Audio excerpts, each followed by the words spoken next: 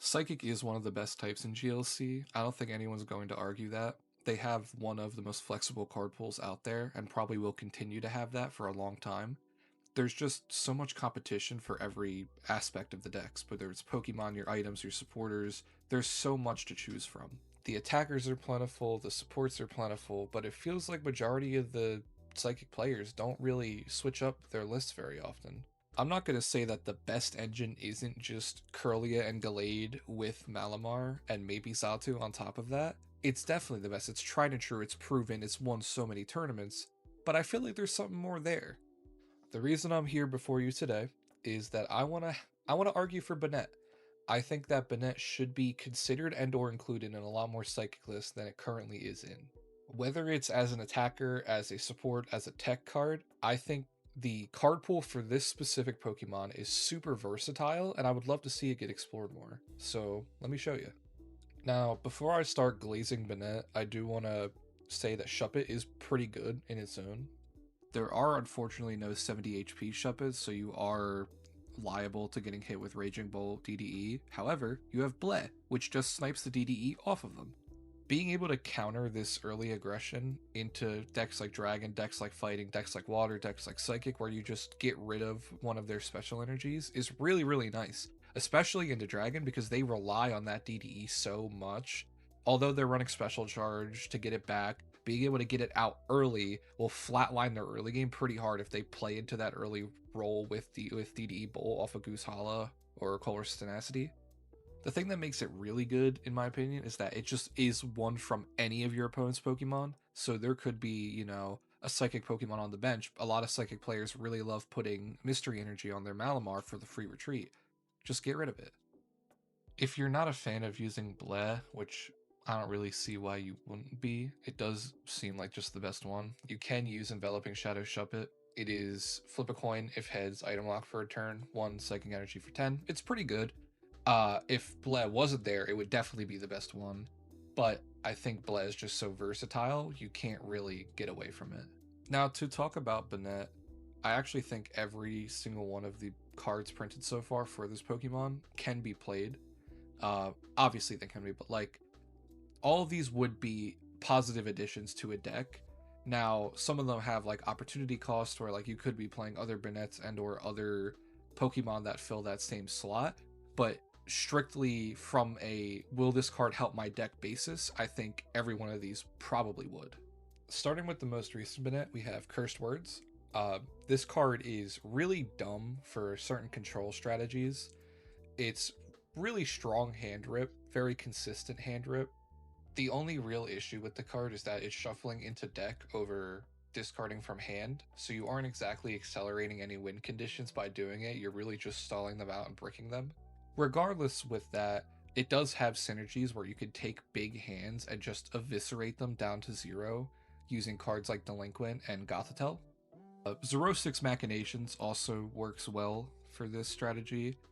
It hasn't really found a true home yet, but I do believe that this card is a very big boon to Psychic control and one day will get broken by something. The next other control-y Banette is Delta Evolution.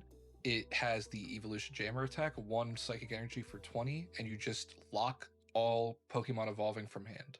Delta Evolution states that you can evolve this Pokemon the same turn that you play down the basic, or on your first turn. So if you have Shuppet down and you have a way to find the Banette out, you can evolve at turn 1, and if you get in the active after that, you can have turn 1 going second lock on most ways to get evolving. The main ways to get around it are Evo Soda and cards like Wally. There is technically Pokemon Breeders Nurturing, but nobody plays that.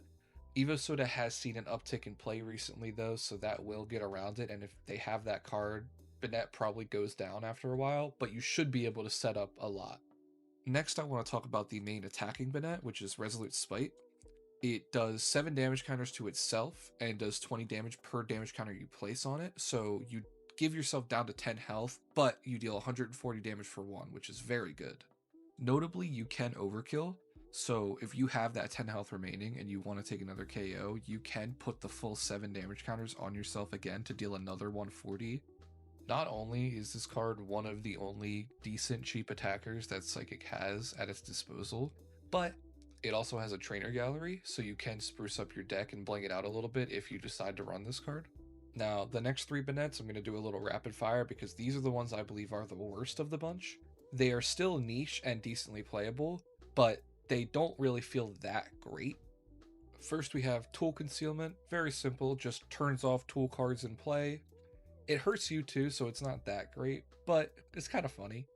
If you really wanted this effect, there are multiple stadiums and Tool Jammer, which both do it for you, so probably not worth playing. Next, we have Red Eyes, which is just Target Whistle or Echoing Horn on an ability. The one thing that is keeping this above just using those items is that Enemy Show is genuinely not that bad of an attack for spread-based decks.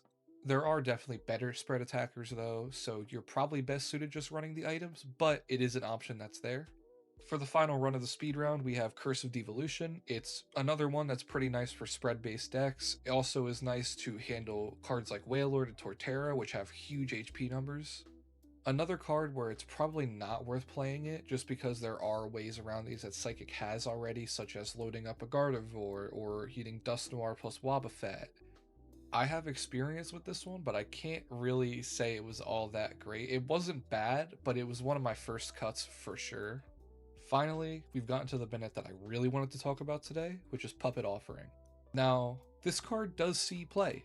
People use this card a lot. It is very, very good in decks that want to fill up that Lost Zone for Sableye. The issue is that it's only used in those decks that really want to fill up their Lost Zone for Sableye. And if it didn't have the clause that it put itself in the Lost Zone, they probably wouldn't even be playing it.